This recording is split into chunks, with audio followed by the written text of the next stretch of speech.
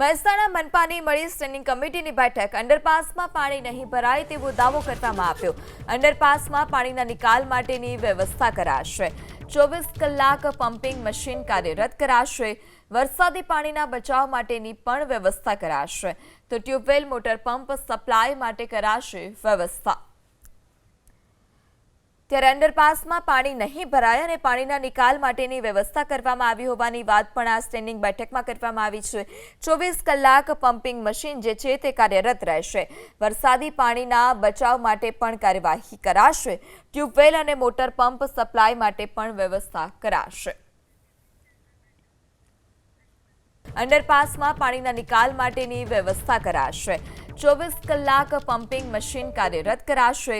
વરસાદી પાણીના બચાવ માટેની પણ વ્યવસ્થા કરાશે। તો ટ્યુબવેલ મોટર પંપ સપ્લાય માટે કરાશે વ્યવસ્થા।